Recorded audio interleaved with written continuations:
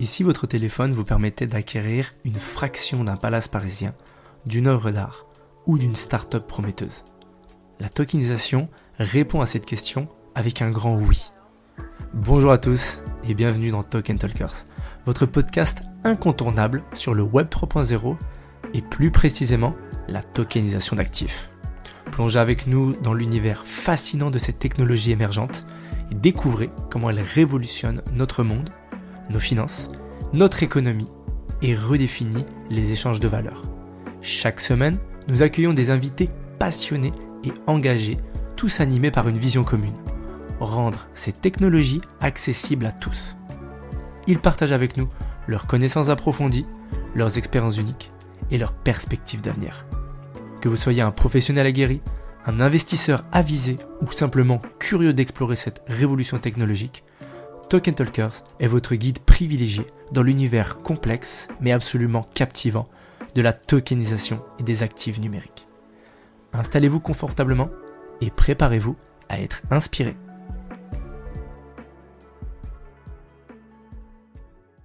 Bienvenue dans un nouveau podcast de Token Talkers. Celui-ci est dédié aux innovations financières et aujourd'hui, nous plongeons ensemble dans le monde fascinant et en pleine évolution de la tokenisation. Alors, pourquoi la tokenisation est un levier de financement pour les startups? Que vous soyez entrepreneur, investisseur ou simplement curieux de connaître les nouvelles tendances en matière de financement, ce podcast est fait pour vous. Alors, installez-vous confortablement et embarquons ensemble dans cette aventure. Commençons les bases. Qu'est-ce que la tokenisation exactement? En termes simples, la tokenisation est le processus de conversion des droits sur un actif en un token numérique sur une blockchain. Ces tokens peuvent représenter des actifs réels, comme des biens immobiliers, des œuvres d'art ou même des parts d'entreprise ou start-up, mais de manière numérique et fractionnée. Cette technologie émerge de la blockchain, la même technologie derrière les crypto-monnaies comme le Bitcoin, l'Ethereum. Mais alors, pourquoi est-ce révolutionnaire? La tokenisation facilite l'entrée et la sortie au capital d'une startup sans faire à chaque fois une modification des statuts de votre entreprise ou même de payer un avocat. Avec la tokenisation, le registre des mouvements de titres est automatisé. Cela se décompose aussi simplement qu'une société qui est cotée en bourse. Cela ôte toutes les barrières traditionnelles de l'investissement. Elle permet aux startups d'accéder à un large éventail d'investisseurs, de diversifier leurs sources de financement, de gagner en liquidité pour leurs actifs. En outre, elle offre une totale transparence et une traçabilité inégalée grâce à la technologie de la blockchain.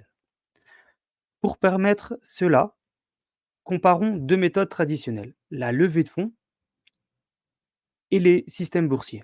Les startups se tournent généralement vers le capital risque, les prêts bancaires ou encore le crowdfunding. Chacune de ces méthodes a ses avantages, mais aussi ses limites. Le capital risque, par exemple, peut impliquer de céder des parts significatives du contrôle de votre entreprise. L'investisseur peut être bloqué également par la difficulté de sortie, ce qu'on appelle l'exit stratégie. Le prêt bancaire nécessite souvent des garanties, un MRR et éventuellement 30% d'apport. Ce n'est pas le cas de toutes les startups. Quant au crowdfunding, bien qu'accessible, il ne convient pas toujours pour tous les types de financement. Il ne convient pas non plus pour les financements élevés. Il peut avoir des manques de flexibilité.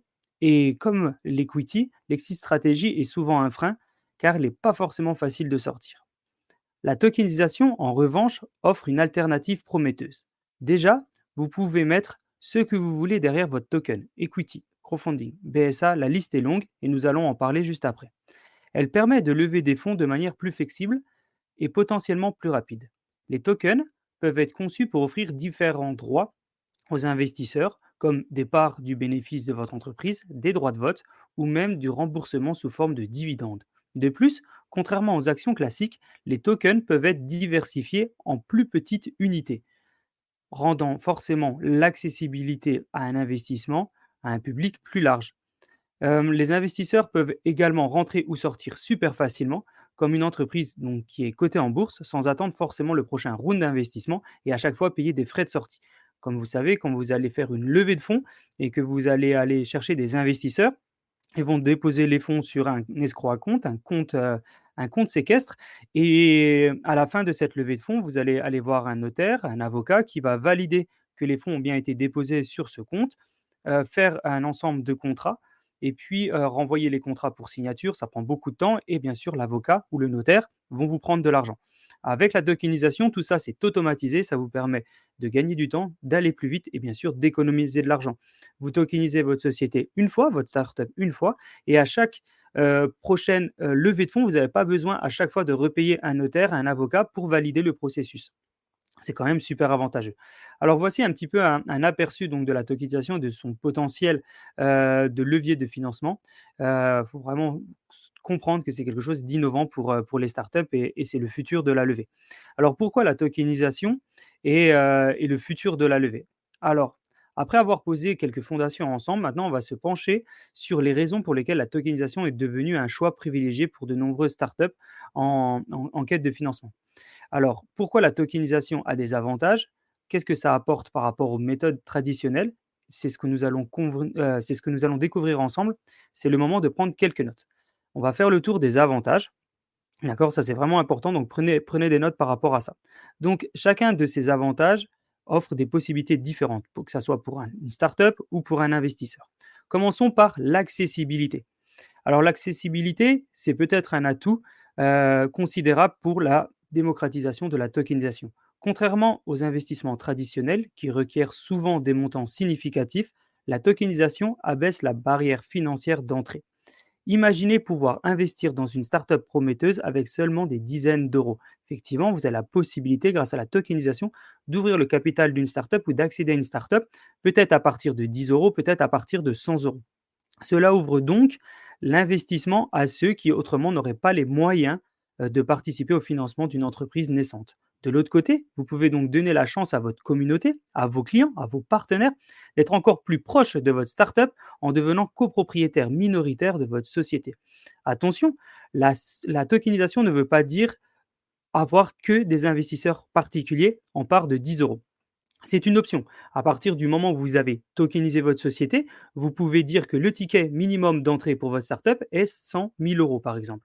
Et si vous avez tokenisé des parts en 100 euros, ça voudra dire que l'investissement minimum, l'achat minimum, ça sera 1000 parts. D'accord?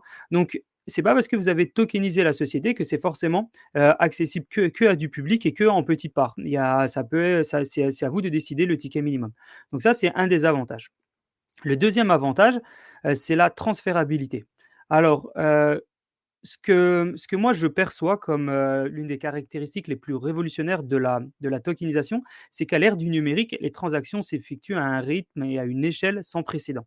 Au jour d'aujourd'hui, on peut s'envoyer de l'argent très rapidement, s'envoyer des informations très rapidement, des messages très rapidement, mais on ne peut pas s'envoyer des parts très rapidement et tout ça, c'est simplifié grâce à la blockchain. Les tokens donc s'inscrivent parfaitement dans cette dynamique. Ils peuvent donc être échangés, transférés presque immédiatement à travers le monde, brisant les frontières géographiques qui entravent les méthodes traditionnelles. Cette facilité d'échange signifie que les tokens peuvent voyager sans obstacles administratifs qui alourdissent toutes les transactions traditionnelles. Pas besoin de longs processus de vérification, de paperasse exhaustive ou d'attente de validation par un tiers comme un notaire ou un avocat.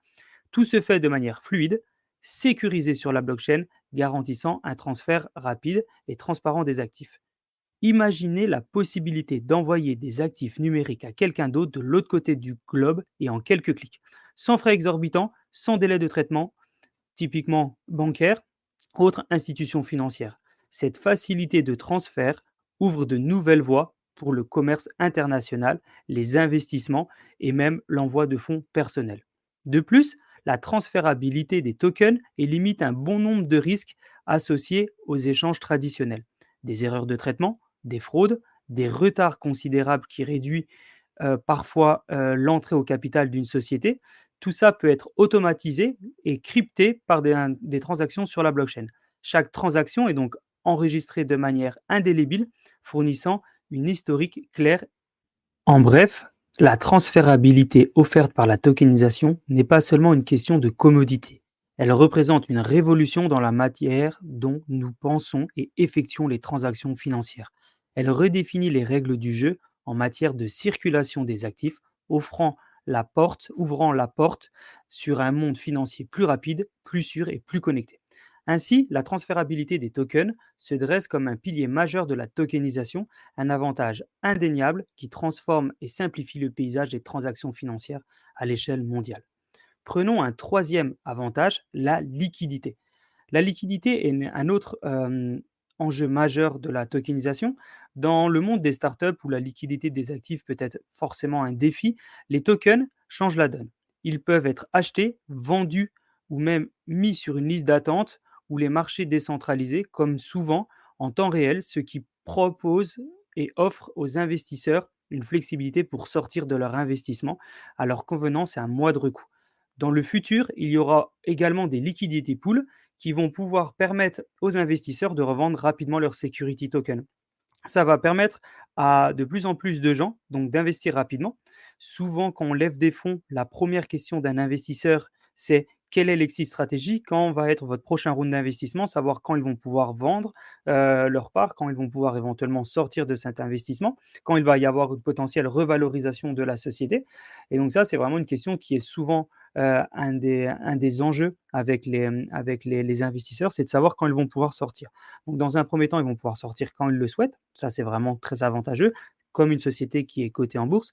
Mais en plus, dans le futur, il y aura des liquidity pools. Les liquidity pools, ça va être tout simplement, comme c'est déjà le cas sur les marchés boursiers, ça va permettre d'aller, quand il y a une personne qui va mettre sa part à la vente, la liquidity pool va automatiquement acheter la part dans un délai de quelques secondes et après le propriétaire de la part, ça sera le liquidity pool et il devra revendre lui-même la part. Donc ça va apporter encore plus de liquidité, ça va permettre de revendre les parts plus vite. Cependant, actuellement, vous avez déjà la possibilité, par exemple avec le marché secondaire, donc vous faites une première levée, vous vendez vos parts, puis après si vous avez d'autres personnes qui veulent investir et qu'il n'y a plus de part qui est disponible, vous créez une liste tout simplement d'attente sur votre plateforme et quand il y a une part qui va être de nouveau à la vente, chaque investisseur peut recevoir une notification et de se dire: «Ah ça y est, il y a une nouvelle part à vendre et je vais aller l'acheter». Donc ça, la liquidité, la facilité donc d'achat et de revente, sans intermédiaire, c'est quand même super important. Alors il y a un quatrième avantage, c'est la collatéralisation, pardon, j'ai toujours du mal avec ce mot. Donc c'est en fait, la possibilité de mettre en collatéral un des actifs. Imaginez tout simplement, que vos tokens puissent servir de garantie pour accéder à d'autres services financiers de l'écosystème de la DeFi. Donc la DeFi, c'est la finance décentralisée, comme par exemple un prêt. Cela se crée par une couche supplémentaire de la valeur pour les tokens, permettant donc aux détenteurs d'utiliser leur actif numérique de manière innovante et productive. Alors comment cela fonctionne? On va prendre un exemple.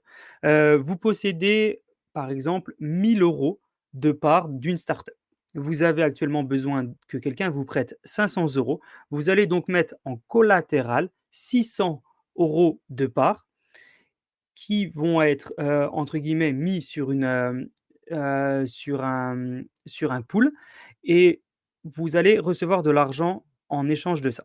Si vous ne remboursez pas, les personnes vont récupérer les tokens d'une valeur de 600 € et au fur et à mesure, donc ça c'est l'effet opposé, si vous remboursez, au fur et à mesure que vous allez rembourser, vous allez recevoir automatiquement vos parts et ça va permettre en fait de débloquer ce qui a été collatéralisé. Donc actuellement, c'est un peu comme un système de gage. Actuellement, ça, c'est pas possible. C'est possible aussi dans l'immobilier via du nantissement. Ça va être possible sur différents secteurs d'activité et c'est l'un des avantages pour les investisseurs, c'est la collatéralisation. Alors prenons un cinquième avantage qui est la diversification. Alors, concernant la diversification, la tokenisation va permettre aux startups d'atteindre un public mondial, dépassant les limites des méthodes de financement traditionnelles. Cette portée mondiale va offrir une diversité d'investisseurs, diversité de cultures, éventuellement de perspectives, pour enrichir votre écosystème. Vous avez donc la possibilité d'avoir que des gros investisseurs, vous pouvez mixer avec des petits investisseurs et vous pouvez aller les trouver un petit peu partout dans le monde et ça, c'est quand même super intéressant. Prenons un sixième avantage, c'est les intérêts composés.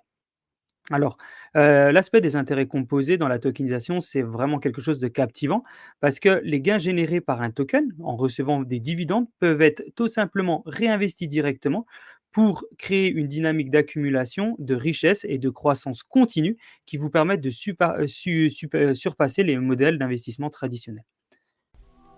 Je prends quelques secondes pour vous remercier d'être avec nous sur cet épisode. C'est d'ailleurs pour cela que nous aimerions vous offrir notre guide sur la tokenisation. Il est disponible dans le lien en description, vous allez pouvoir apprendre encore plus sur cette révolution. Si vous voyez de la valeur dans nos conversations et notre contenu, vous pouvez également nous soutenir en laissant 5 étoiles sur votre plateforme d'écoute préférée. Merci, car grâce à vos évaluations, vous nous aidez à toucher encore plus d'auditeurs passionnés comme vous. Reprenons l'épisode. Un septième avantage, c'est la transparence qui est assurée par la blockchain.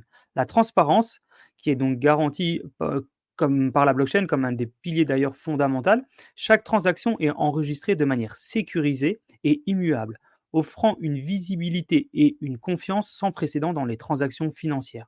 Cela réduit considérablement les risques de fraude et les erreurs. Vous avez également la possibilité d'avoir une traçabilité sur tout ce qui s'est passé avant vous. Quand vous achetez un token, vous pouvez aussi avoir les informations de qui vous a vendu le token et qui étaient les anciens propriétaires des tokens. Bien sûr, ça va dépendre de ces tokens. Donc, la traçabilité de la blockchain va vous permettre d'avoir la meilleure transparence possible. Prenons un huitième avantage, l'automatisation. On en a parlé un petit peu au début du podcast. C'est en fait la facilité de pouvoir acheter et revendre une part parce que tout a été automatisé au niveau de documentation. Et ça s'appelle tout simplement les smart contracts et c'est un véritable atout. Ces smart contracts, qui sont donc des contrats numériques, automatisent les transactions selon des règles prédéfinies, réduisant donc des délais, des erreurs associées au processus manuel et offrent une efficacité et une rapidité inégalées dans la gestion des investissements. Chacun de ces avantages contribue à faire de la tokenisation une option de financement de plus en plus attrayante pour les startups. Non seulement elles offrent une accessibilité et une flexibilité sans précédent, mais elles redéfinissent également le mécanisme traditionnel d'investissement, offrant des opportunités innovantes tant pour les investisseurs que pour les entreprises. Alors maintenant, nous allons plonger ensemble au cœur de la tokenisation en abordant les étapes clés qui font partie tout simplement de ce process de tokenisation d'une startup. Si vous êtes désireux de comprendre comment fonctionne et comment on transforme une startup en tout simplement en une startup tokenisée efficacement, eh ben, nous allons les étudier toutes une par une maintenant. Alors, on va dire que l'un des objectifs numéro un, c'est la préparation et la planification. Alors, la préparation, c'est quand même la clé. Il est important que vous puissiez savoir sur un plan technique, comme sur un plan éventuellement légal, ce que vous voulez faire. Alors, ces étapes, sont vraiment, c'est un petit peu comme un architecte qui veut démarrer tout simplement la construction d'un bâtiment. Il veut créer les jolies fondations, il a besoin d'un plan. Bah, pour vous, c'est important que vous ayez la préparation et la planification pour pouvoir aborder toutes les étapes avec rigueur et vision. Alors, on va commencer par exemple, les aspects techniques. Un des premiers aspects techniques, c'est le choix de la blockchain. Alors, vous avez des prestataires qui peuvent vous accompagner là-dedans, vous avez des partenaires qui peuvent vous accompagner là-dedans, mais si vous le faites vous-même, c'est important de prendre le temps de choisir votre blockchain. C'est vraiment la décision fondamentale. Chaque blockchain a ses forces et ses faiblesses qui peuvent tout simplement impacter directement la réussite de votre projet de tokenisation. Prenons Ethereum par exemple, qui est connu pour sa robustesse et son écosystème étendu. Mais, mais nous avons aussi d'autres blockchains qui sont plutôt connus pour on va dire des coûts de transaction moins élevés, parce que Ethereum, ça peut être connu pour, euh, pour des frais de transaction élevés. Si on peut prendre par exemple à l'inverse la blockchain Solana, la blockchain Tezos ou Polkadot, qui offrent des transactions plus rapides, moins coûteuses, mais qui ont parfois un écosystème un petit peu moins développé. Alors, des considérations telles que la compatibilité des standards des tokens existent. Par exemple, on prend le ERC20 qui est un standard de tokenisation sur l'Ethereum ou un ERC720 pour les NFT. C'est également essentiel de pouvoir comprendre et considérer cette approche.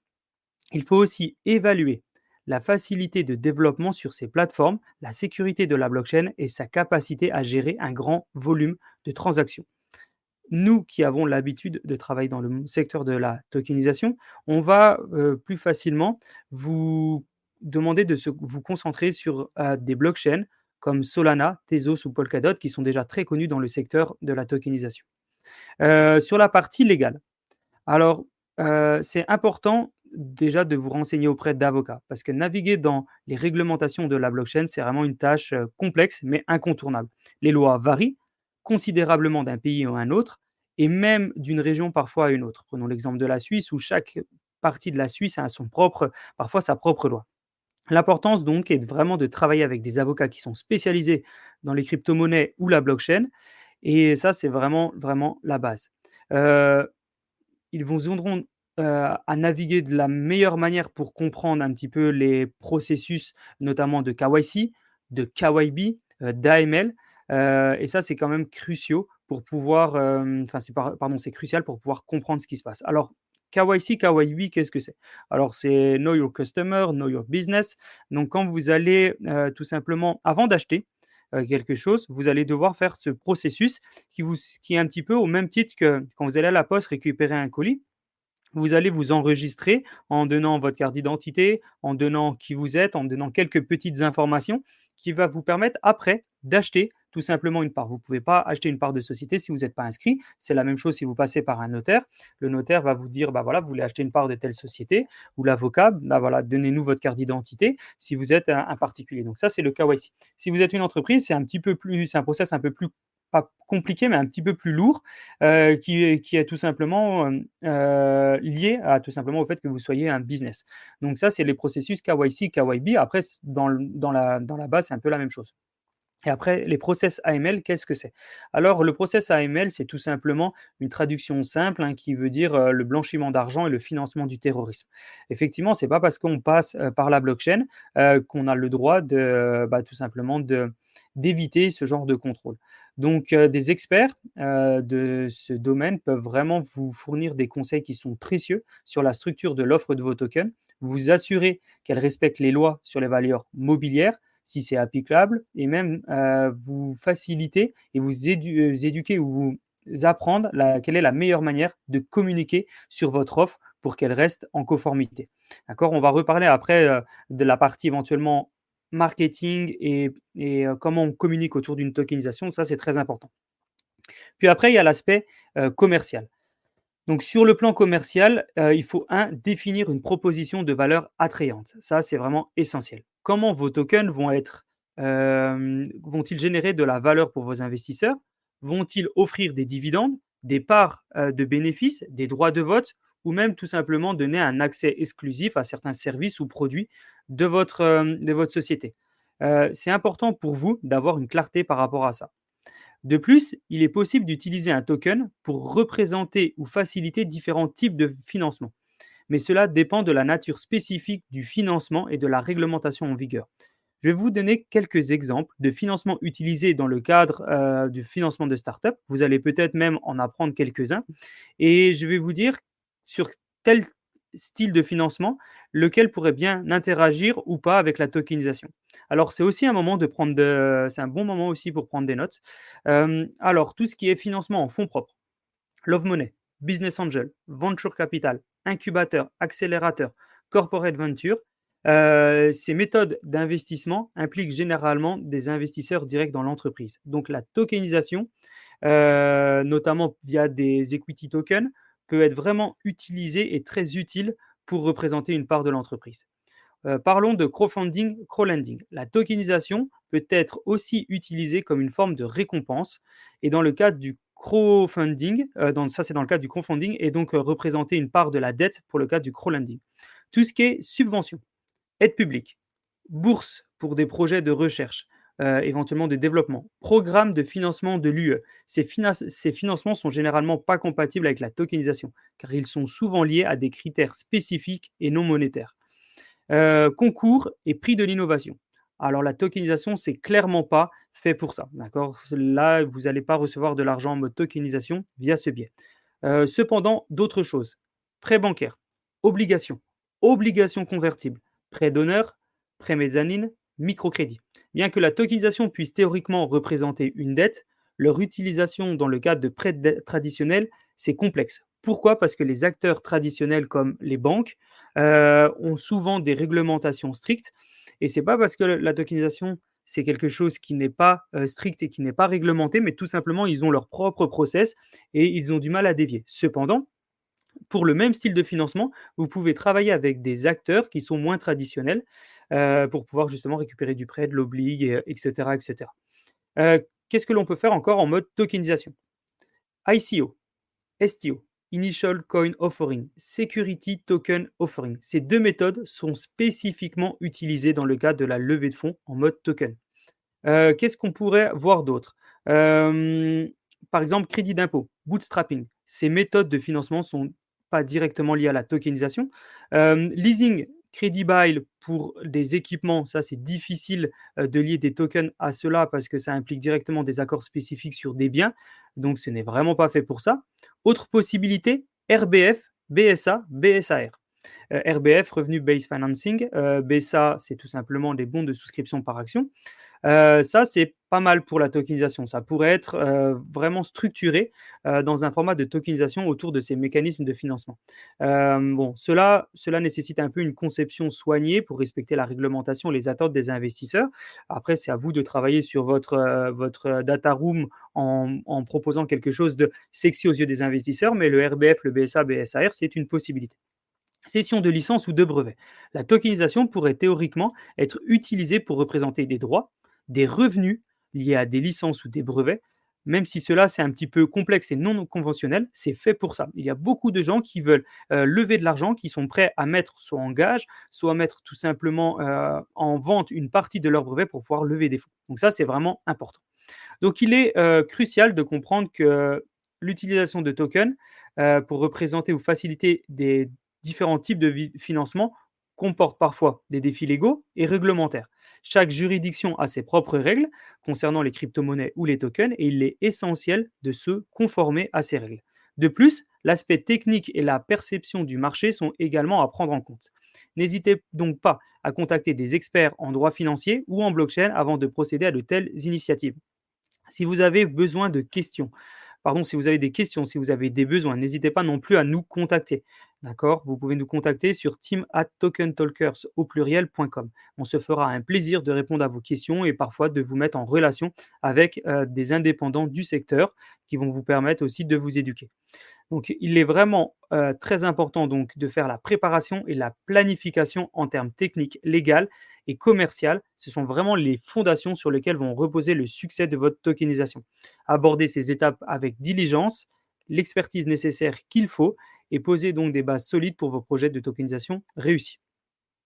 Alors maintenant, passons à la création et au lancement du token. Ici, la transparence est la clé. Aucun investisseur ne va entrer dans un projet les yeux fermés. Ok. Souvent, il y a la création d'un livre blanc, ce qu'on appelle un white paper, qui est détaillé. C'est une pratique qui est assez standard dans le monde de la blockchain et des crypto-monnaies. Ce document doit expliquer en détail la technologie derrière le token, la stratégie de l'entreprise et comment les fonds vont être utilisés. Ce livre blanc euh, qui est souvent bien rédigé et un outil vraiment puissant pour gagner la confiance des investisseurs. Cependant, ce livre blanc, qui représente un petit peu un business plan, il faut savoir qu'il est non confidentiel. Donc vous n'allez pas avoir la totalité des informations sur une startup et les fondateurs de la startup ne vont pas forcément vous donner la totalité des informations dans le livre blanc. D'accord? Même si c'est très utilisé dans le secteur de la blockchain, ça a ses limites. Donc souvent, comme le white paper n'est pas suffisant, vous fondateurs, il faut tout simplement mettre en place ce qu'on appelle une data room où vous allez pouvoir mettre dedans des informations confidentielles. Cette data room doit être disponible avec un accès qui est limité à des investisseurs qui vont vous prouver un vrai intérêt, par exemple en faisant une LOI. Et après la LOI, ils vont pouvoir accéder tout simplement à votre data room et faire leur propre due diligence. Donc, effectivement, c'est vraiment très, très important d'avoir la meilleure data room possible avec un maximum d'informations dedans. Alors, quels documents, quelles informations vous avez besoin de mettre dans votre data room pour pouvoir lever des fonds? Bah, déjà, la base, même si c'est parfois non confidentiel, vous pouvez tout simplement mettre tout ce qui est pitch deck. Donc, un pitch deck, c'est quoi? C'est un genre de présentation beaucoup plus courte et succincte de la société. On dit qu'on doit comprendre la société ou une grosse partie de la société en 3 minutes. On fait un petit résumé exhaustif, mission et vision, le produit et le service que l'on propose, le modèle d'affaires, comment l'entreprise va générer et va récupérer, prévoit des revenus dans le futur. Ça, c'est la première chose, le pitch deck. Deuxième chose, tout ce qui est information financière.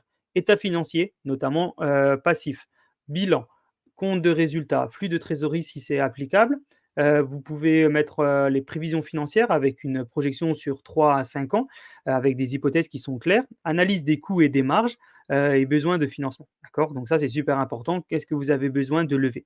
C'est important aussi de mettre en place une valorisation. D'accord? Donc ça, c'est la troisième partie. Si vous n'avez pas de valorisation, les gens qui vont investir dans votre société ne vont pas savoir en quoi ils investissent et pourquoi. C'est aussi important d'avoir une analyse de marché. Donc, quelle est la taille du marché? Alors souvent on appelle ça le TAM, le SAM et le SOM. Je ne sais pas si vous connaissez ce que c'est, mais donc c'est Total Addressable Market, Serviceable Available Market et Serviceable Obtainable Market. Donc tout ça, ça va vous permettre de donner une vision claire aux personnes qui pourraient investir chez vous concernant la taille du marché. Il faut aussi une analyse de la concurrence, ce qu'on appelle le SWOT, SWOT, c'est assez connu, d'accord? C'est vraiment les forces et les faiblesses, les avantages et les inconvénients de votre société. Tendance de marché et évolution récente et éventuellement les prévisions. Vous avez aussi besoin d'avoir un plan marketing et de vente clair. Plan marketing avec une stratégie sur les canaux, les campagnes, le positionnement, une stratégie sur la vente, donc modèle de vente, pipeline de vente, stratégie croissante au niveau de la vente. Quand ça, c'est tout ce qui est plan marketing et vente. Vous avez besoin de mettre en avant tout ce qui est technologie et développement de produits. Est-ce que vous avez une roadmap liée à votre produit? Est-ce que vous avez une propriété intellectuelle avec des brevets, des droits d'auteur, une marque qui est déposée, hein? Tout simplement, la marque de votre société, c'est déjà une marque qui est déposée. Et on en est où au niveau de la R&D? Est-ce qu'on a bien avancé au niveau de la R&D? En général, c'est sur une échelle de 9. Est-ce qu'on est à 7, on est à 6, on est à 9? Voilà, c'est très important. Et savoir si vous avez des innovations futures sur votre R&D. L'équipe, ça c'est très très important. Il faut mettre en avant sur dans votre data room, quelle est l'équipe. Biographie, expérience, compétences, rôle clé dans l'entreprise, structure organisationnelle, un petit peu un organigramme des responsabilités, culture et valeurs de l'entreprise. Qu'est-ce qui motive vos équipes et qu'est-ce qui pourrait motiver vos investisseurs. La partie légale, donc le statut juridique de votre société, structure de l'entreprise, actionnariat, quelques documents importants comme par exemple des contrats, des accords de partenaires, des licences, des conformités réglementaires, etc., etc. Vous pouvez aussi rajouter un petit peu des annexes dans cette data room où vous allez pouvoir rajouter éventuellement des témoignages clients, des études de cas, des articles de presse, des publications et autres supports qui pourraient être pertinents. D'accord? Donc tout ça, ça doit faire une data room, bien sûr. Donc ça, c'est dans le cadre des startups. On peut en rajouter d'autres, hein. Si vous êtes une startup liée par exemple à l'immobilier et que vous êtes une PropTech, peut-être que vous devez rajouter des plans. Si vous êtes dans le domaine du médical, on va vous demander peut-être un visuel sur un MVP, une vidéo concernant ça. Ben voilà, ça peut être différentes choses, mais voilà, au moins vous avez un petit peu les bases de ce que vous voulez mettre dans votre data room. Une fois que vous avez donc tokenisé votre société, avant qu'il y ait des investisseurs qui rentrent dedans, c'est important qu'il y ait une totale transparence et qu'ils aient la totalité des informations. Un autre sujet qui concerne donc la distribution des tokens, il faut penser à la structure de vente. Combien de tokens sera vendu? À quel prix? Comment vous allez gérer les phases de vente, si elles sont privées ou publiques? Par exemple, il existe une directive prospectus de l'AMF concernant les instruments financiers. Elle se compose comme ça. Vous avez la possibilité de faire une levée de fonds publique ou une levée de fonds privée. Quelle est la différence entre les deux? Alors, la levée de fonds publique, c'est tout simplement illimité en nombre d'investisseurs, mais limité en termes de levée. C'est-à-dire que vous êtes bloqué à 8 millions sur une levée. Par contre, vous pouvez avoir un nombre illimité d'investisseurs dans votre levée. Vous avez la levée de fonds qui est privée et là, à ce moment-là, vous êtes illimité en termes, de somme. Par contre, vous êtes limité à 149 investisseurs maximum par nationalité. D'accord? Donc il est important de penser à la structure de vente, savoir si vous voulez être illimité par rapport au nombre d'investisseurs, illimité par rapport à la somme et voilà, c'est important aussi peut-être même aussi de penser à savoir si vous allez faire des ventes limitées dans le temps. Est-ce que vous allez faire des réductions pour les premiers acheteurs, pour stimuler leur intérêt, et cetera, et cetera? C'est voilà, c'est à vous de savoir ce que vous voulez mettre en avant, et là, c'est votre stratégie commerciale qui compte. Par exemple, quand on tokenise une société, c'est pas parce que vous tokenisez 100 de votre société que vous voulez vendre, les 100. D'accord? Vous tokenisez 100 de la société et puis, bah, vous pouvez commencer à lever 5 maintenant, 10 15 si c'est de l'equity. Parce que souvent on a des jeunes sociétés qui se disent: «Bon, bah, voilà, ma société vaut 1 million, j'ai besoin de 100 000 euros, je vais, vendre 10 en equity de ma startup». Ça, c'est une très bonne chose. Cependant, j'ai besoin en urgence de, par exemple, 20 000 euros. Et si je fais 20 000 euros, si je prends 20 000 euros, ma société fait x2.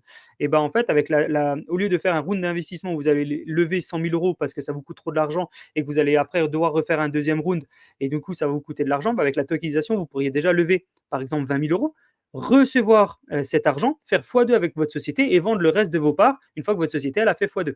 Et quand on dit le reste de votre part, c'est le reste des, par exemple, des 10% que vous vouliez mettre à la vente. Donc ça, c'est vraiment votre stratégie de vente, elle est très importante. La stratégie marketing et communication pour attirer vos investisseurs. Alors ça, c'est aussi très très important. Le marketing et la communication, c'est vraiment crucial. Un plan de marketing robuste doit combiner des stratégies numériques et traditionnelles. Vous devez utiliser des médias sociaux, des blogs, des plateformes avec du contenu vidéo, typiquement YouTube, pour créer un récit engageant autour de vos tokens. Vous pouvez travailler avec des partenaires qui sont influents dans le secteur, ce qu'on peut aussi appeler parfois des walls dans le secteur des blockchains, et qui peuvent forcément augmenter votre visibilité. Vous pouvez aussi participer à des podcasts. Vous êtes bien sûr les bienvenus sur le podcast Token Talker si vous voulez apporter de la valeur et expliquer ce que vous faites parce que vous êtes dans une période de levée. N'hésitez pas à nous contacter. On va regarder si votre produit pourrait être intéressant pour notre communauté. N'hésitez pas aussi à organiser des événements en ligne, comme des amas, tout simplement Asking Me Anything. C'est des sessions tout simplement pour bâtir une communauté autour de votre projet. Ça vous permet d'avoir une communication transparente et régulière avec cette communauté, ce qui est essentiel pour maintenir l'intérêt et la confiance. Attention à ne pas se transformer en appel public à l'épargne. D'accord. Dans votre communication, c'est très important de savoir si vous adressez à un public ou à des investisseurs pro parce que c'est complètement différent. Si vous vous adressez à un public, vous devez faire attention au niveau de votre communication. D'accord. C'est-à-dire que vous ne pouvez pas dire venez, venez, vous allez faire x15. Vous ne pouvez pas motiver les gens de cette manière-là. D'accord. Quand c'est du public, vous ne pouvez pas le faire sur les réseaux sociaux. D'accord. Après, si c'est des investisseurs pro, c'est différent. Mais voilà, faut vraiment faire attention à ce que ça ne se transforme pas en appel public à l'épargne. Bon, voilà, je pense qu'on a conclu l'exploration des étapes qui sont clés pour tokeniser une levée de fonds. Maintenant, on va parler des aspects juridiques et réglementaires. Alors, après avoir abordé toutes ces étapes, on se penche directement sur la partie qui est cruciale et complexe, c'est la considération juridique et réglementaire. Comment naviguer dans ces eaux qui sont parfois troubles, dans un cadre juridique qui est parfois flou, et une partie réglementaire qui est encore en constante évolution. Donc, il est essentiel pour toute startup souhaitant réussir sa levée de fonds et sa tokenisation de pouvoir se lier avec des acteurs qui sont majeurs dans l'écosystème, qui connaissent et qui peuvent tout simplement vous éduquer sur ce sujet. N'hésitez pas à réécouter éventuellement ce podcast en boucle ou même à écouter d'autres podcasts à ce sujet. Ça pourrait être aussi des aides pour vous. Alors, la conformité réglementaire. La première étape pour une startup, c'est de comprendre le cadre réglementaire dans lequel elle opère. Les réglementations varient considérablement, comme on l'a déjà dit, d'un pays à un autre. Elles peuvent donc influencer de manière significative la structure de votre offre de token. Par exemple, aux États-Unis, la SEC, donc Security and Exchange Commission, a des directives très spécifiques sur ce qui constitue un security token et comment il doit être traité. Il faut savoir que le security token, contrairement à l'utility token, il est souvent beaucoup plus compliqué parce qu'il est beaucoup plus safe pour les investisseurs et pour les entreprises. Donc, il y a des réglementations qui sont parfois un peu plus difficiles. Par exemple, en Europe, le régime, il est aussi différent, par exemple, que les États-Unis. Il y a les directives MIFID 2, notamment, qui est une directive concernant les marchés des instruments financiers. Et tout ça, ça influe totalement le marché. Donc, il est crucial de déterminer si vos tokens seront considérés comme des valeurs mobilières, des biens, des monnaies, car cela impacte vraiment votre stratégie au niveau conformité. Est-ce que c'est un utility? Est-ce que c'est un NFT? Est-ce que c'est un security token? Donc, un titre financier, c'est vraiment complètement différent. Donc, ces implications en matière de déclaration de licence et de réglementation peuvent être vraiment significatives. En outre, la protection des investisseurs est au cœur vraiment des réglementations. Typiquement, par exemple, prenons de l'AMF.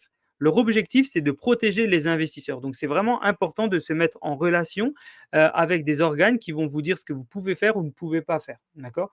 Il existe aussi des sociétés qui travaillent en marque blanche ou en marque grise et qui vont vous permettre d'avoir typiquement accès à une plateforme en marque blanche et parfois plateforme plus agrément pour, la marque grise. Donc c'est important, pareil, on a des contacts, si vous avez besoin dans ces 2 secteurs d'activité. Les startups doivent assurer que les investisseurs sont pleinement informés des risques, de la structure du token et de la manière dont les fonds vont être utilisés. D'accord? Donc ça, c'est vraiment la base de ce qui doit être dans votre data room. Cela inclut donc la rédaction de documents juridiques clairs, détaillés, tels que des termes et des conditions de déclaration, et une data room qui doit être le plus approfondie possible. Les obligations de l'entreprise ne s'arrêtent pas à la vente du token. Il y a des exigences continues en matière de reporting et de transparence. À partir du moment où vous avez des copropriétaires avec vous, vous devez faire des assemblées générales, vous devez donner un petit peu les informations de quelle est la potentielle valeur de votre société. Parce que si par exemple c'est du security token, que nous avons une part de votre société qu'on a acheté à 100 euros et que votre société a fait x2, bah, c'est important que les propriétaires de ces parts aient l'information nécessaire que vous ayez fait x2. D'accord? Donc les détenteurs de ces tokens doivent vraiment être tenus informés de l'évolution de l'entreprise, de la réussite, des défis, des inconvénients, des problèmes, pour garantir une communication transparente et maintenir leur confiance. D'accord? Il est également important de noter que le paysage réglementaire est en constante évolution. Ce qui est vrai aujourd'hui ne l'est peut-être pas forcément demain. Par exemple, les récentes évolutions de l'Union européenne dans le cadre réglementaire, notamment du MiCA, Market Crypto Asset, montrent comment les changements peuvent influer les stratégies de tokenisation. Il y a des sociétés qui se sont lancées à fond dans la tokenisation via les crypto-assets, les crypto-monnaies, les utilities, et ils sont en train de se rendre compte qu'avec la réglementation MiCA, ils doivent adapter leur stratégie. Donc, les startups doivent vraiment rester informées et agiles pour s'adapter à ces évolutions. C'est pour ça qu'il faut travailler avec soit des personnes de confiance qui sont déjà dans le secteur depuis très longtemps, des partenaires et éventuellement tout ce qui est avocat et conseil juridique. Vraiment pour naviguer donc dans ce labyrinthe, quoi de mieux qu'un avocat ou un expert en droit de la blockchain, crypto-monnaie, des juristes, des appuis financiers, vraiment c'est indispensable. Leur rôle va vraiment être de vous guider à travers ces complexités pour vous assurer que vous ayez, fait face à toutes les exigences et qu'elles soient toutes respectées. D'accord?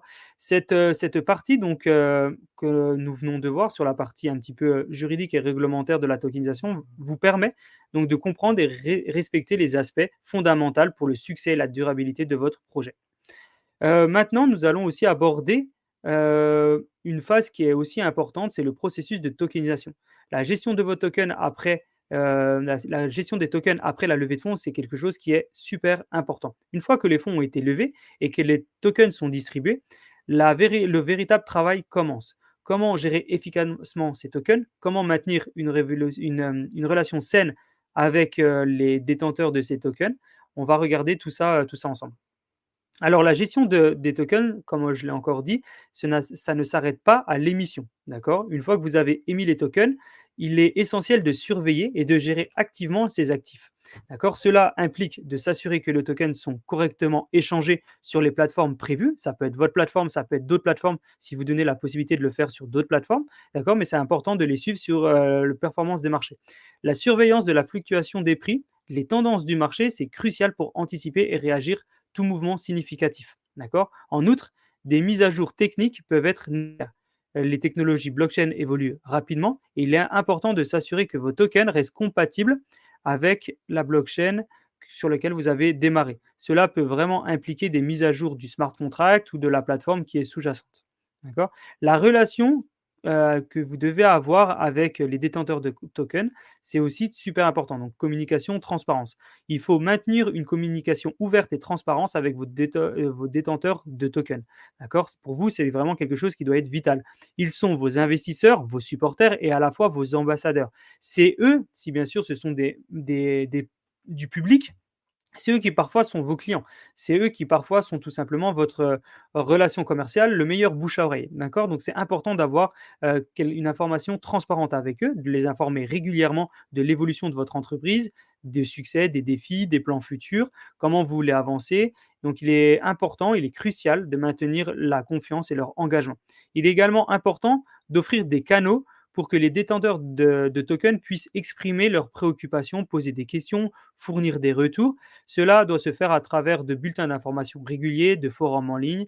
Ça peut être un Discord, ça peut être des gros calls où dedans vous mettez un petit peu tout le monde, un peu comme une assemblée générale avec un PV à la sortie pour les personnes qui n'ont pas été là ou un call qui est enregistré. Donc ça, c'est super important pour avoir des séances tout simplement de questions-réponses. Alors, ce qui va être aussi important, c'est la liquidité sur les marchés secondaires. Alors un autre aspect, que souvent les gens ne se rendent pas compte, c'est que pour les détenteurs de tokens, avoir la possibilité de vendre ou d'échanger leurs tokens, c'est vraiment essentiel. Collaborer donc avec des exchanges, soit de crypto-monnaies qui soient fiables ou, d'autres possibilités, c'est vraiment reconnu pour augmenter la liquidité de vos tokens. D'accord? Par conséquent, leur attractivité va être beaucoup plus forte aux yeux des investisseurs. S'ils sont vraiment au courant qu'il y a de la liquidité derrière et que quand on achète, une part, on peut la revendre rapidement, c'est vraiment essentiel pour eux. Il est également crucial de surveiller les aspects réglementaires, pour du trading secondaire, le marché secondaire. Il faut s'assurer, de la conformité continue des réglementations financières, pour éviter des sanctions et maintenir la réputation, de votre entreprise et de vos tokens. D'accord? Donc, là, nous avons refait un petit tour, sur la gestion des tokens après la levée de fonds. C'est une gestion donc efficace qui doit être transparente et c'est essentiel pour vous de soutenir la valeur à long terme de vos tokens et de maintenir la confiance de vos investisseurs. D'accord? Il faut savoir que si demain vous avez tous vos investisseurs qui partent d'un coup, ça peut dévaluer la valeur de votre société et ça peut, faire aussi peur, à d'autres potentiels investisseurs. Donc si vous avez une communication qui n'est pas claire et transparente, bah, voilà, ça risque de faire des dégâts. Maintenant, il y a aucune raison de ne pas être transparent avec les coactionnaires de votre société, peu importe la taille qu'ils ont. D'accord? À savoir que vous avez des coactionnaires qui pourront, avoir un droit de vote parce qu'ils seront peut-être majoritaires, d'autres qui le seront moins. Donc ça, c'est à vous de décider un petit peu et de prendre en compte, ce genre de choses lors de votre tokenisation. Si on peut parler encore de risques et de considérations, on va continuer à parler donc dans cette partie-là, donc de se pencher sur les aspects vraiment risques et considérations. Bien que la tokenisation offre, de nombreuses opportunités, elle comporte, également des défis et des risques. Il est crucial de comprendre et de les gérer. Donc on va voir ensemble comment naviguer dans ce paysage complexe et à la fois dynamique. Alors, la tokenisation en tant que domaine émergent comporte son lot d'incertitudes et de risques.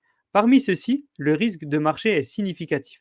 Les valeurs des tokens peuvent être hautement volatiles et avoir une fluctuation des prix qui peuvent affecter tant les startups que les investisseurs. Et l'essentiel d'évaluer le risque en fonction de votre tolérance et votre stratégie financière et votre tolérance bien sûr au risque.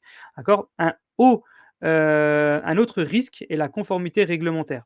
Comme nous l'avons vu précédemment, le paysage réglementaire de la tokenisation est en constante évolution, donc il est crucial de rester informé et conforme aux réglementations en vigueur pour éviter les sanctions potentielles.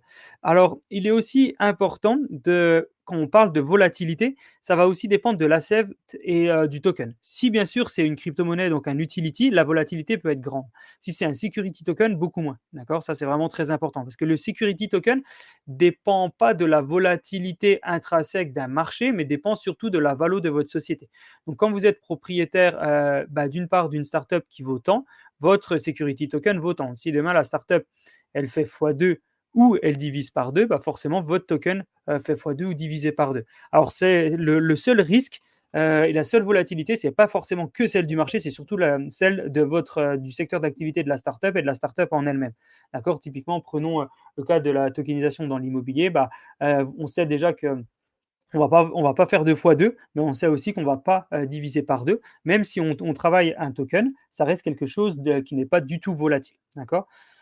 Donc, par rapport à ça, il faut vraiment prendre le temps d'analyser tous ces risques et puis pouvoir éventuellement diviser votre stratégie. D'accord? Diversifier vos investissements, c'est vraiment la clé. D'accord? Souvent, et c'est la base de n'importe quel investisseur, c'est de diviser au maximum son investissement pour diviser au maximum son risque. D'accord? Et de corréler ça sur du temps avec différentes échelles, avec un risque peut-être un peu plus gros sur certains investissements, un petit peu plus faible sur certains, mais avec un investissement qui peut peut-être avoir plus de valeur sur un et sur l'autre. Mais c'est important de diversifier. On ne met pas tous ses œufs dans le même panier. D'accord? Si vous avez une startup qui fait faillite, bah, ça serait vraiment dommage d'avoir mis tous ses œufs dans le même panier. D'accord? Donc il faut vraiment que vous ayez la capacité à réagir aussi rapidement pour pouvoir préserver vraiment votre capital. Et de l'autre côté, voilà, vous, les entreprises, c'est aussi important de consulter des experts, d'ajuster votre offre sur vos tokens, etc., pour aussi préserver la confiance que vous avez de vos investisseurs et de la viabilité de votre projet. D'accord? Donc ça, c'est vraiment super important. Heu, Nous arrivons maintenant sur une nouvelle partie qui est les perspectives futures, pardon, pour la tokenisation. Hem, alors, sur tout ce qu'on a vu ensemble, on a pu voir qu'il y avait quand même énormément de leviers de financement pour les startups. Donc on a exploré différentes facettes dans le processus. Et maintenant, on va plutôt se tourner sur quel est l'avenir de la tokenisation, quelles tendances émergent, comment l'innovation technologique façonne-t-elle le paysage de la tokenisation, quels conseils pouvons-nous offrir aux entreprises. On va vraiment se plonger là-dedans. Alors, une des premières choses, c'est quelles sont les tendances de la tokenisation pour les levées de fonds. Alors, dans le domaine de la tokenisation, on déjà dans un premier temps, il faut vraiment se rendre compte qu'elle est en constante évolution. Donc ce qui est valable aujourd'hui n'est pas forcément valable demain. Ce qui est valable au moment où je vous fais le podcast, c'est peut-être pas valable dans 5 ans. Je vous dis bien peut-être, même si je pense qu'il est assez général et il permet d'avoir la même valeur maintenant que dans 5 ans. Mais il faut savoir qu'il y a des tendances qui émergent en permanence et de manière régulière. Une tendance notable est l'intégration d'accrus des services décentralisés de la DeFi dans des modèles de tokenisation. On a parlé juste avant du nantissement, du gage, de la collatéralisation de quelque chose. Ça, c'est un modèle de finance décentralisée qui n'était pas vraiment valable avant, qui n'existait pas avant et qui permet tout simplement de faire évoluer les tendances. D'accord. Ça permet aussi une plus grande. Enfin, vous avez des nouveautés qui vont vous permettre d'avoir une plus grande automatisation, réduction des intermédiaires et potentiellement une plus grande transparence et sécurité encore des transactions. D'accord. Donc, il y a une autre tendance qui est en plein essor, c'est tout simplement les tokens qui sont non fongibles, les NFT, qui représentent des parts parfois de start-up, parce qu'il y a des gens qui utilisent bien sûr les NFT pour tokeniser leur société. Alors, contrairement aux tokens qui sont fongibles, chaque NFT est unique, d'accord, et représente une part spécifique de l'entreprise, offrant ainsi une nouvelle possibilité aux investisseurs et aux fondateurs. Quand vous investissez dans une startup en mode NFT, chaque NFT représente donc une vraie part de la société. D'accord. Chaque NFT est complètement différent. Et ce qui est important de le savoir, c'est que comme il est non fongible, si vous perdez votre NFT, bah, vous perdez votre part. D'accord. Donc, il y a des avantages parce qu'effectivement, c'est difficile, comme ils sont tous euh, différents, ils sont rarement donc identiques. Ça vous permet d'être sûr de ne pas avoir bah, tout simplement de NFT qui sont copiés. Ça, c'est la première chose. Par contre, si vous le perdez, bah, vous avez le risque, vous avez un risque qui est derrière, c'est de ne pas le revoir. Si vous prenez un security token, alors l'utility token, c'est un peu la même chose. Si vous prenez un security token, bah, ce qui est super bien, c'est que c'est une représentation numérique, c'est un titre financier. Donc, s'il est perdu, comme vous avez acheté réellement une part de la société, il y a une traçabilité de ça. Donc, du coup, il va être détruit parce que ça, c'est un token qui est fongible et il va être recréé à l'identique. D'accord. Donc, ça, c'est vraiment quelque chose d'important. L'innovation aussi technologique joue un rôle crucial dans l'évolution de la tokenisation. Par exemple, l'amélioration de la scalabilité, de l'efficacité des blockchains pour réduire notamment les coûts, accélérer les transactions, pour rendre la tokenisation encore plus accessible, encore plus attractive, alors qu'elle est déjà énormément. De plus, avec l'avènement de l'IA, de l'intelligence artificielle, la gestion des actifs numériques promet d'être transformée de manière significative et ça va aussi permettre à des gens de mieux gérer leur investissement et même de l'optimiser. D'accord. Donc, pour les entreprises qui envisagent la tokenisation, voici quelques conseils. Premièrement, assurez-vous de bien comprendre la technologie, le cadre réglementaire. La tokenisation est un domaine complexe et en constante évolution. D'accord. Une compréhension donc solide est essentielle pour son succès. Deuxièmement, envisagez de travailler avec des partenaires expérimentés, que ce soit pour la création des tokens, pour la gestion de la conformité ou le marketing. Élaborer donc cette partie-là avec des experts, ça peut grandement augmenter vos chances de réussite. Enfin, gardez un œil sur l'avenir, soyez prêts à vous adapter aux changements technologiques, réglementaires et restez informés sur les tendances émergentes. Alors, nous arrivons un petit peu au terme de ce podcast. où nous avons exploré ensemble la tokenisation comme levier de financement, donc notamment pour les startups. Et donc, prenons un moment pour réfléchir et rassembler toutes les idées clés que nous venons de découvrir ensemble. Nous avons donc débuté par les fondamentaux de la tokenisation, en mettant en lumière comment cette technologie révolutionnaire permet de transformer des actifs en tokens numériques. Nous avons examiné ses avantages par rapport aux méthodes traditionnelles de financement, souligné la flexibilité, sa capacité à toucher un public plus large, son potentiel aussi de liquidité. Et on en a aussi largement parlé, mais la transférabilité d'une part à une autre. Au jour d'aujourd'hui, on a la possibilité d'envoyer très rapidement quelque chose. Vous avez la possibilité d'acheter un produit, un petit peu comme on envoie un message sur WhatsApp ou on envoie un SMS ou un mail. D'accord. Donc, vous mettez une part à vendre. Il y a une personne qui dit moi, je veux acheter cette part-là. À partir du moment où l'argent a bien été reçu, la personne reçoit la part. Tout est automatisé. C'est vraiment super important. Nous avons aussi parcouru des étapes essentielles pour tokeniser une levée de fonds, en insistant vraiment sur la préparation sur l'importance de la préparation, du choix stratégique de votre blockchain, de la conformité réglementaire, des stratégies marketing, communication. Et nous avons aussi parlé de l'importance de construire une communauté autour de vos projets.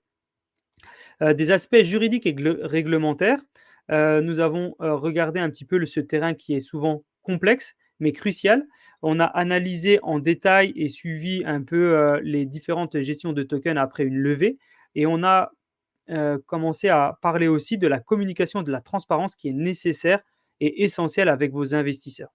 Nous avons également parlé de risques et de stratégies éventuellement de diversification des risques en investissant dans différents produits. D'accord. On va bien sûr en reparler dans d'autres podcasts. N'hésitez pas à rester sur la plateforme. Mais ça, diversifier votre investissement, c'est toujours quelque chose de super important. Donc, si on pourrait conclure, la tokenisation offre un mode de possibilité pour les startups qui cherchent à lever des fonds de manière innovante. Bien qu'elle comporte quelques défis et nécessite une compréhension approfondie de la technologie et du cadre réglementaire, des avantages sont vraiment nombreux. On en a cité, je crois, 9. Et ces avantages, en fait, apportent vraiment encore beaucoup plus d'accessibilité, de flexibilité, économie, ça c'est aussi super important, l'économie d'argent qui est liée à ça et un système de liquidité qui est incontestable. Nous encourageons donc les startups et les entrepreneurs à explorer cette voie, à rester curieux et ouverts aux technologies liées à la blockchain et à envisager éventuellement la tokenisation comme un outil puissant pour réaliser leurs ambitions commerciales. Merci d'avoir suivi ce podcast. Nous espérons que vous avez trouvé ces informations utiles, inspirantes. N'hésitez pas à nous mettre un 5 sur votre plateforme d'écoute et de pouvoir accéder à nos autres ressources. Visitez bien sûr notre site web.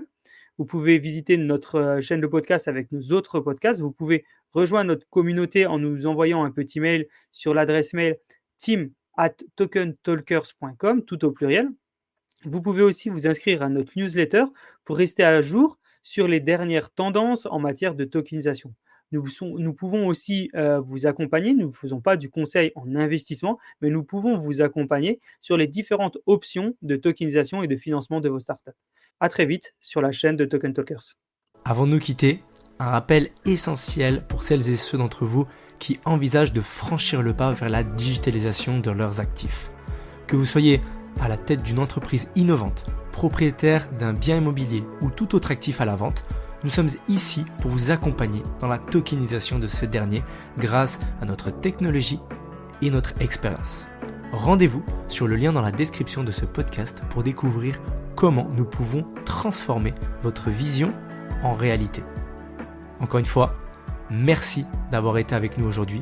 N'oubliez pas de vous abonner et de partager ce podcast autour de vous si vous avez apprécié notre contenu. Restez à l'écoute pour plus d'épisodes de Token Talkers où nous continuerons à explorer le Web 3.0. À très vite.